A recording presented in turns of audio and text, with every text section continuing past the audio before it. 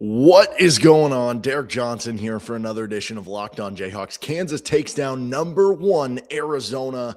They finally have a loss, and Kansas gets their first ever home win against the number one team in the country. What a performance from the KU front line. We're going to break down the KU win on this episode of Locked On Jayhawks.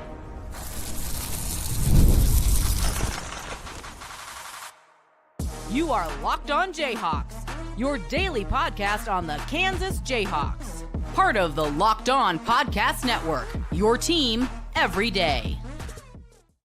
What's going on? Derek Johnson with Locked On Jayhawks. Thanks for making Locked On the number one sports podcast network. And oh my goodness, Kansas beats number one Arizona without Darryn Peterson.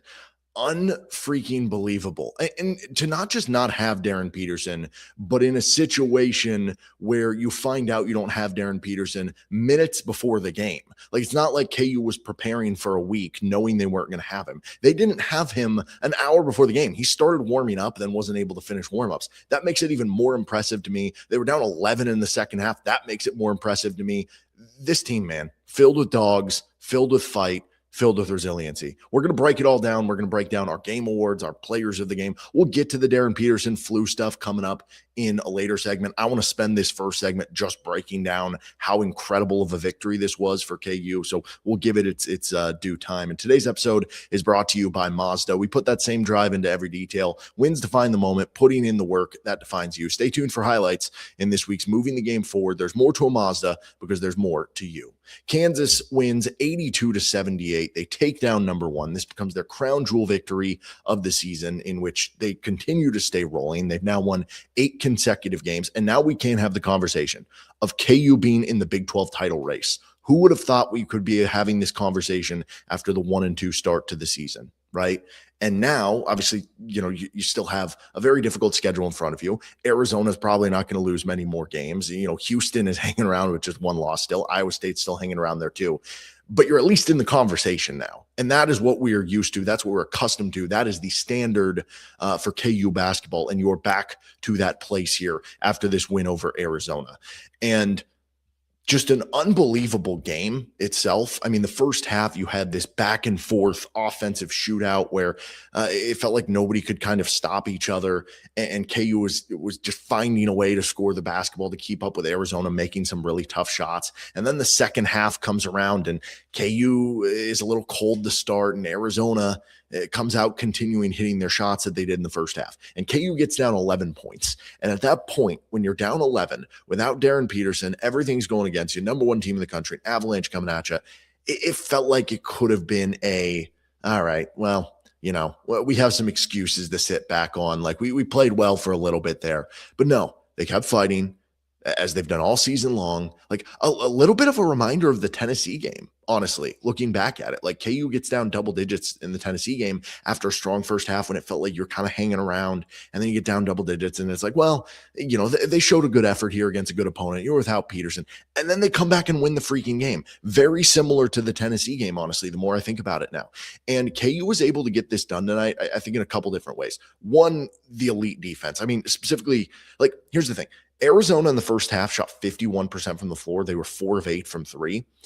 And Bill Self talked at the halftime post game that, like, we're allowing them too much space. They're getting too close to the rim. And I think all those things were true. But even then, it felt like in that first half, Arizona was making some tough shots. Like, yes, there were some shots that were open, but like, it felt like Arizona was earning what they were getting in the first half. Like, that first half was just like, wow, this team's clicking. They're making tough shots. And in the second half, it almost felt like KU said, hey, we're going to start taking away the stuff at the rim a little bit more. We're going to push you out a little further, and we're going to dare you to continue to make those tough shots. And at the beginning of the second half, they were still making some of those tough shots.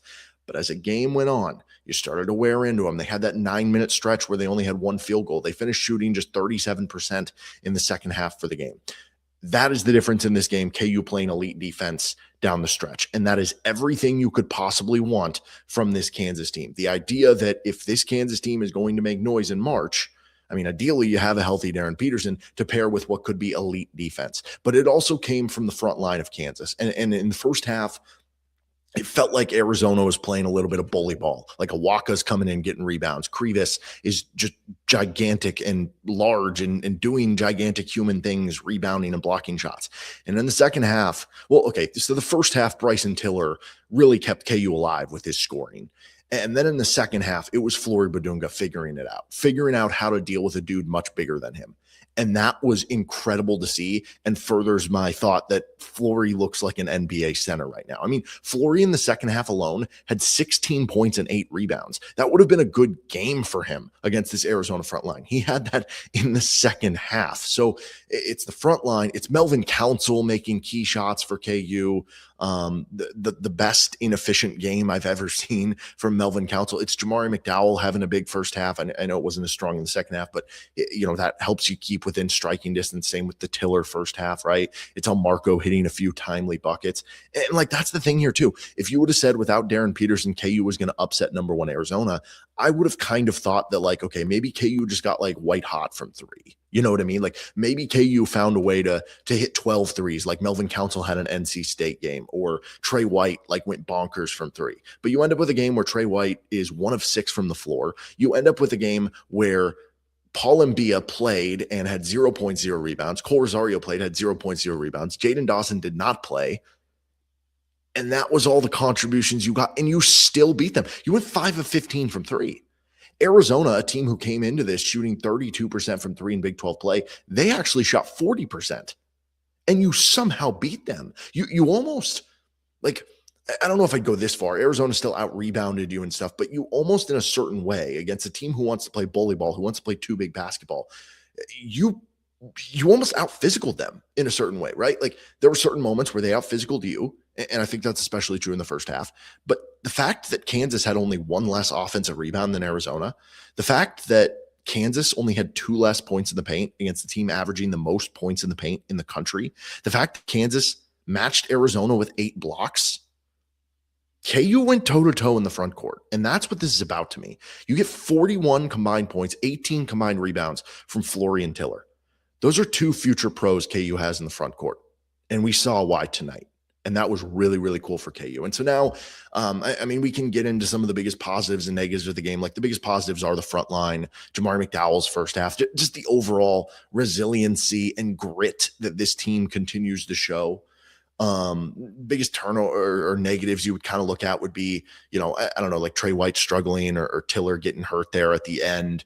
But I don't even want to focus on those things because I think just in general, the win itself is such a boost for this team from a couple different levels.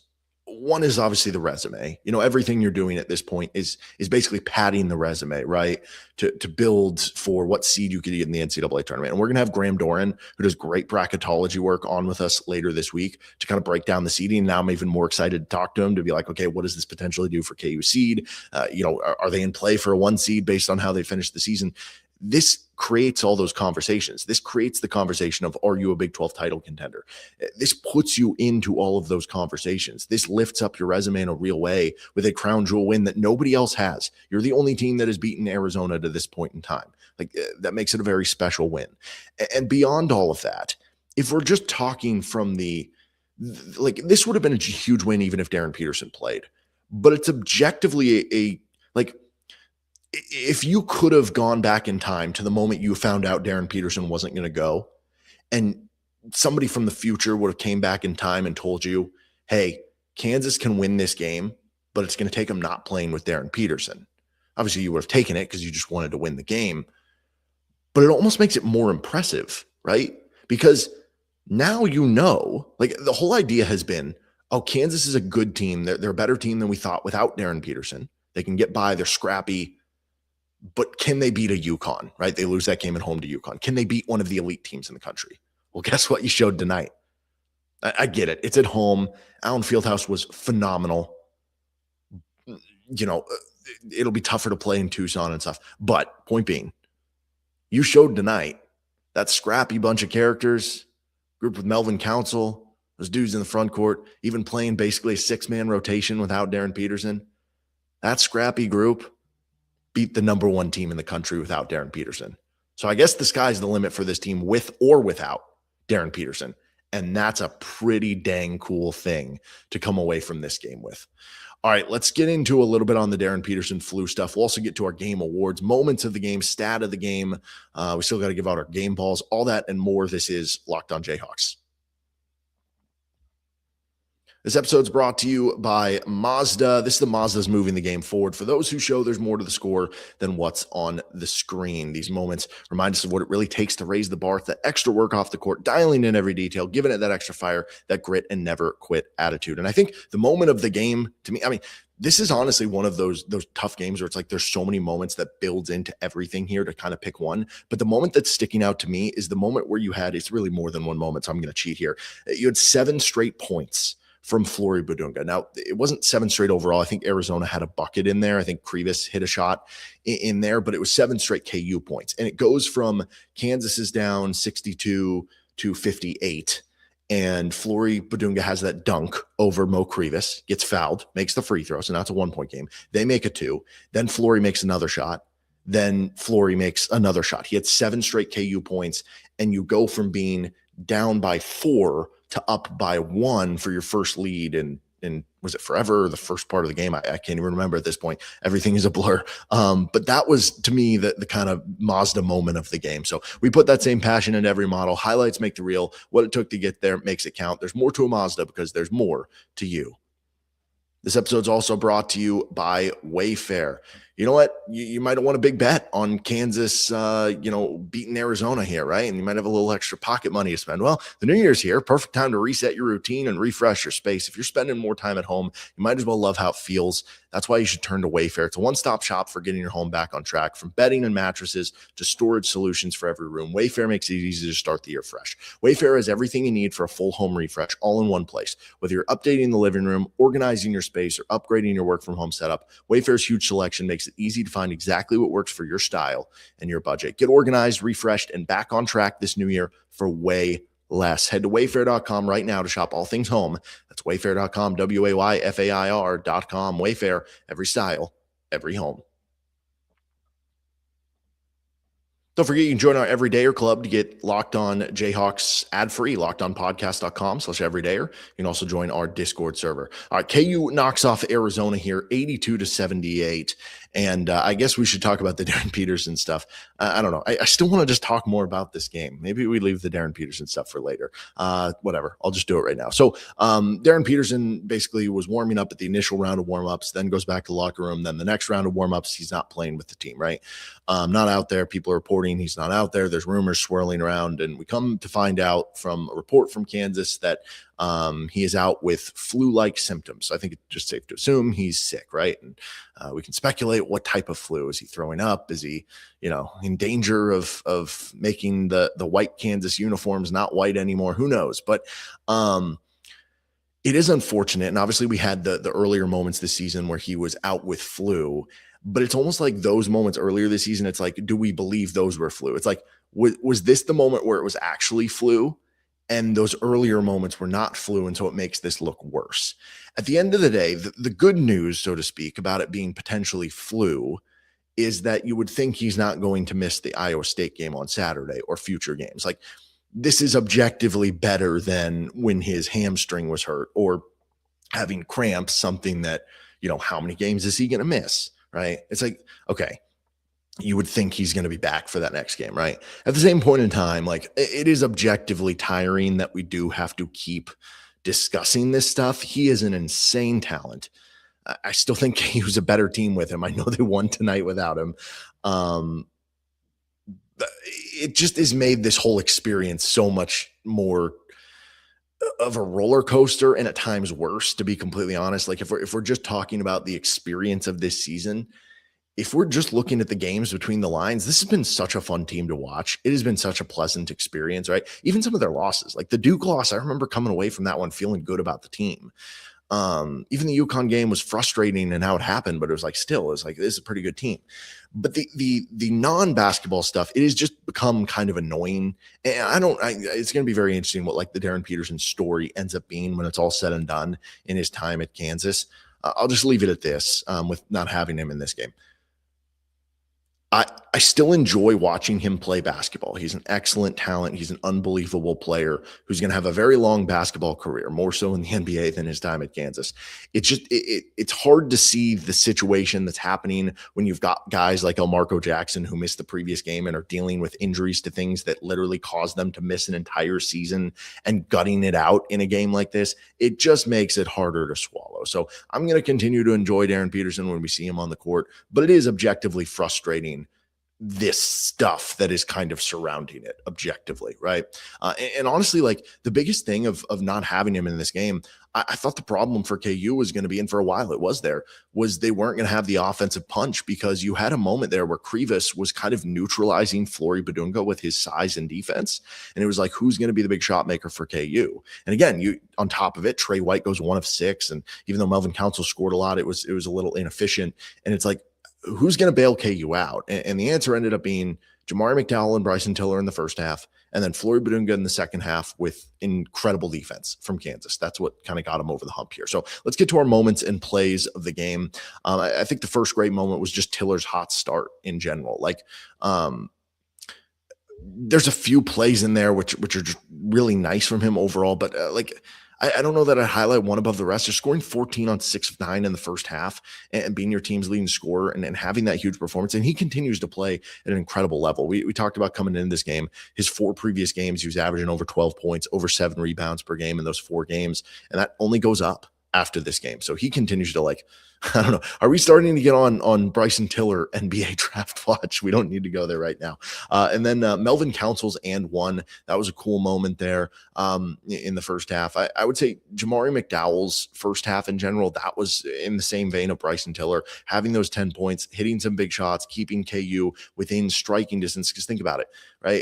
If Jamari McDowell scores 4 points in the first half instead of 10, instead of being down 11 like you were at one point in the second half, now all of a sudden you're down 17. And that probably doesn't get overcome, right? And just mentally, that's tougher to get over, right? Whereas with 11, it's like you score 1 bucket, you're back within single digits. It's just mentally something about being in single digits. The Melvin Council Euro step, that was one of my favorite plays of the game.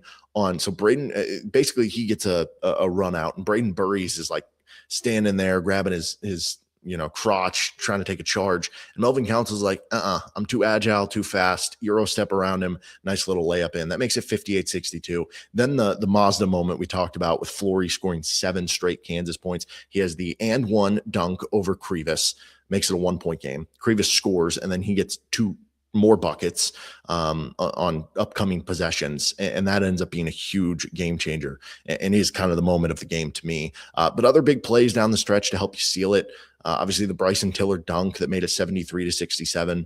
Obviously the Melvin Council floater that made it 77-71 when it felt like you were struggling to score down. And you were struggling to score down the stretch. And then I think just a good way to kind of cap it off, both in terms of him continuing to be an NBA level center in this game and having the huge second half. Flory Bidunga's block when you were up 79-76, that then you grab the rebound and you're able to, make your free throw there. Was just a perfect kind of encapsulation for some of the moments and plays of the game. As far as our stats of the game for KU, so I think one of them would obviously have to be Arizona only shooting 37% from the floor in the second half. Like, that is just an incredible number against one of the more efficient offenses in the country. The free throw shooting was a huge swing in this one. Arizona only shot 57% at the free throw line. Kansas shot 84%.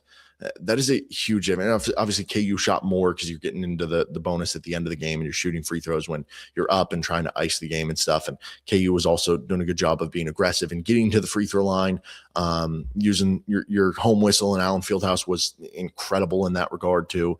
So that was helpful. I found this one interesting too. Arizona had 13 turnovers. KU had 11. The reason I found that interesting, obviously slight advantage for KU, the first, 5 minutes of the game, KU was like handing out turnovers. So the fact that they ended up with less actually ends up kind of impressive. The fact that you only had 1 less offensive rebound against one of the best offensive rebounding teams in the country, I think that's kind of a win for KU. You actually had 3 more second chance points.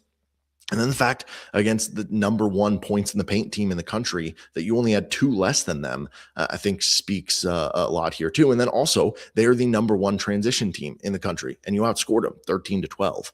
So I think all those different stats, the 8 blocks you had as well, are ones that you can kind of point to as your stat of the game. But yeah, this kind of boils down to one thing to me. It's them shooting 37% in the second half, and you being able to, because like that's the thing, Kansas didn't have a great second half shooting either. KU shot 38% in the second half. They were 1 of 6 from 3 in the second half. You don't win games where you're down 11 in the second half shooting 1 of 6 from 3, but they did, because the defense was that freaking good for KU in this game. Our awards of the game, the SFI travel of the game is Flory's dunk, where he jumped up, threw the ball down. Refs didn't call it, and he threw down the dunk, and that one will go down as great non-call. They didn't call it, so it's not a travel, I guess, on Flory's dunk there. The best 6 of 25 game I've ever seen, that goes to Melvin Council. I was honestly shocked. At one point, they showed he was like 5 of 18. I forget the point total he had at the time, and I was like, he's 5 of 18? It does not feel like that, because it felt like every shot that Melvin Council made was like a big shot. And then it felt like everyone he missed was like, oh, well, the shot clock's winding down. He has to take it. Somebody has to take it. So it's like, that was the best 6 of 25 shooting game I've ever seen in my life, and I will stand on that. And then the last one here, just we'll just finish it off with where we started. Are you sure about that award? ESPN had a commercial at one point in the first half previewing the KU Iowa State game Saturday, and it was like, ESPN presents Darryn Peterson and the Kansas Jayhawks visiting Iowa State on Saturday. You sure about that? All right, let's get to our game balls. This is Locked On Jayhawks. Today's episode is brought to you by TurboTax. Tax season doesn't have to take over your life. This year, TurboTax is making it easier than ever to just hand things off and move on with your day. With TurboTax Full Service, you can have your taxes done for you by a trusted local expert start to finish without the stress or the guesswork. Instead of spending hours trying to figure out forms, you can meet with a local TurboTax expert in person or connect online. It's a huge time saver and gives real peace of mind knowing an expert is handling things. For a limited time, you can have your taxes done by a local TurboTax expert for just $150 all in if a TurboTax expert didn't file for you last year. Just file by February 28th, take taxes off your plate, and get back to your life. Visit turbotax.com/local to book your appointment today. Again, don't forget you can check out the Everydayer Club to get the ad-free version of Locked On Jayhawks and join our Discord server, lockedonpodcasts.com/everydayer. Kansas wins 82-78. Thank you so much for everybody joining our live postcast here. Thought we'd do a special one for KU taking down the number one team in the country. So thank you, the Everydayers. Thank you to you. If this is your first time watching, we really do appreciate you. We would be nothing without you. Like, seriously. How about Kansas? And how about we give out some game balls? Let's start with the offensive game ball here for KU. So who are candidates? So he had 23 points from Melvin Council. And like I said, it felt like, even though it's just 6 of 25, I mean, 10 of 11 at the free throw line, he's icing some huge free throws. He hits obviously one of the biggest shots of the game. And it felt like all of his shots were important, whether it's an and one, whether it's the floater at the end of the game. He also had 6 assists, which led KU. He had more than half of KU's assists. And he had 3 offensive rebounds. How about that for a guard in a game that KU needed to and did get a lot of offensive rebounds? So he's a candidate there. I think Jamari McDowell's first half, 10 points in the first half, is a candidate there. Bryson Tiller is a candidate, 18 points on 7 of 13. He had 3 offensive rebounds, and he also had 2 assists. So that makes him a candidate too. And then Flory would be our last candidate. 23 points for Flory on 8 of 11 shooting. He was 7 of 9 at the foul line. I mean, talk about that, right? Remember when, like, I don't know, it felt like Flory was going to be a 50% like Udoka level free throw shooter. And it's like, he's had some games where maybe he struggled a little bit. This was not one of them. And it was really important that it was not one of them. He also had 6 offensive rebounds. That's really good performance there. So we're going to make Flory the offensive game ball. 23 points, 6 offensive rebounds, 8 of 11, and doing it against Krivas, who is a legit 7-2. And I mean, Fran Fraschilla who I actually thought was good on the game tonight. I know there's been a lot of recent clashes with KU and Fran, but I did think tonight it was good. But he kept mentioning how Krivas and Flory were 2 of the 3 best defenders in college basketball. And that's what Flory did against one of the best defensive centers who is way bigger than him, right? So Flory gets our offensive game ball. Our defensive game ball, right? So you could look at McDowell, who had 4 steals and a block. You could look at Bryson Tiller, who had 2 blocks and a steal. You could look at Flory, who had 3 blocks and a steal. How about Marco Jackson with 2 steals off the bench? How about Paul, baby? Paul and Bia a block in the game. By the way, those minutes were actually, like, it was only 2 minutes from Paul and Bia, and like, I don't know, he had the one like dumb over the back foul and stuff, but like just being able to throw him out there and kind of being like, hey, we have a big person too. I don't know. There was something kind of nice about that. Just as there was something kind of nice about Melvin Council, like ripping away that jump ball that even though it was Arizona's ball. But I mean, Jamari gets a lot of credit for that. That said, you look at Arizona and Burries, who is the main guy you would think McDowell is guarding, is kind of 2 guard on 2 guard, hit 25 points. Jaden Bradley only had 6 points on 2 of 8. He had 21 in Allen Fieldhouse last year. So I think KU gets a little credit there. But I look at this. Koa Pete had just 6 points on 2 of 11 shooting. That's a dude who's probably going to be a first-round pick in the NBA draft. And as much as I kind of want to pick Flory for the defensive player here with his shot blocking ability, like, this was not a good game for Trey White. But I do think he deserves some credit for putting in some of the defense on Pete. It wasn't all Trey White on Pete. There were moments where it was Bryson Tiller on Koa Pete. There was moments where Flory got switched onto him. But I think that combination deserves kind of a defensive nod here. And honestly, when you hold Arizona, who has a top 5 offense, who's super efficient, who goes into the big men, and KU's not a deep, big team. I guess we'll give it to the front court for KU in general, because you get a little bit of Tiller and Flory on Pete. You get the combination of the 8 blocks. We'll give the KU front court the defensive game ball. That means our overall game ball has to go to Flory as well. 23 points, 10 rebounds. It felt like we could have said the last, 3 or 4 games, that's the best game that Flory Bidunga has ever played. And it feels like we could almost have said that for like 3 or 4 straight games now for Flory. It's been really, really incredible, the run that he is on. And I just hope it continues, because it is so fun to watch, and might only have a limited number of those games with how he's playing right now. So what is next for KU? Well, it's at Iowa State on Saturday. So they certainly do not have much time to celebrate, because Iowa State, after what KU did to them in the Fieldhouse, they're going to be a little ticked off, right? And it's going to be quite the challenge for KU coming off this win to try to level themselves out again and try to win at Iowa State against, again, one of the best teams in the country. But the fact you won this game, I mean, just you're the only team who's done it this year, but it gives you that huge resume boost. And I said kind of at the beginning of this 5-game gauntlet that KU was playing, starting with the BYU and Tech games, 3-2 would be solid. 4-1 would be great. Well, you've secured at least the 4-1. Now go make it 5-0. All right, that'll do it for this episode of Locked On Jayhawks. Thank you so much again for joining us on the show. Again, you can check us out on the podcast version of things. You can check us out on YouTube as well. Make sure you like and subscribe to the show. It certainly helps us out on our end of things. Very thankful for everybody who does that. And that'll do it for this episode of the show. We'll be back later this week to talk with Graham Doran, talk a little bracketology, a little more KU basketball with the Iowa State stuff. We'll even sprinkle in a little KU football. So see you next time on Locked On Jayhawks.